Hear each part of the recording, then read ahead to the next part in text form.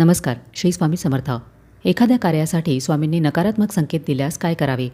काही वेळेला आपण कोणतेही कार्य सुरू करताना अडथळे येतात किंवा महाराजांकडून नकारात्मक संकेत मिळतात. अशा वेळेला घाबरण्याऐवजी आपण त्या संकेतांचा योग्य अर्थ समजून घेतला पाहिजे.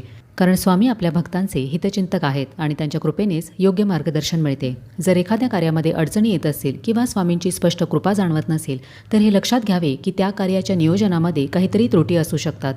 कदाचित आपली नियत पूर्णतः शुद्ध नसेल, कोणते तरी नियम पाळले गेले नसतील किंवा योग्य वेळ आणि मार्ग यांचा विचार केला नसेल. अशा वेळेला थोडा वेळ घेऊन आत्मपरीक्षण करणे गरजेचे असते. स्वामी नकारात्मक संकेत देतात म्हणजेच त्या कार्यात काही सुधारणा करणे आवश्यक आहे. म्हणूनच आपल्या योजना बारकाईने तपासून पाहाव्यात, आवश्यक ते बदल करावेत आणि मग नव्याने सुरुवात करावी. हे लक्षात ठेवा की महाराजांचा आशीर्वाद मिळावा म्हणून भक्तिभावाने आणि संपूर्ण श्रद्धेने कार्य करणे महत्त्वाचे आहे. जर योग्य रीतीने आणि शुद्ध मनाने कार्य सुरू केले तर स्वामींची कृपा निश्चितच लाभते आणि कार्य यशस्वी होते. त्यामुळे नकारात्मक संकेत आल्यास घाबरून जाऊ नये, तर त्यातून योग्य शिकवण घेऊन योग्य दिशेने पुढे जावे. शेवटी स्वामींवर संपूर्ण श्रद्धा ठेवून चालल्यास तेच आपल्या योग्य कार्याला यश प्राप्तीचे मार्ग दाखवतात. श्री स्वामी समर्थ.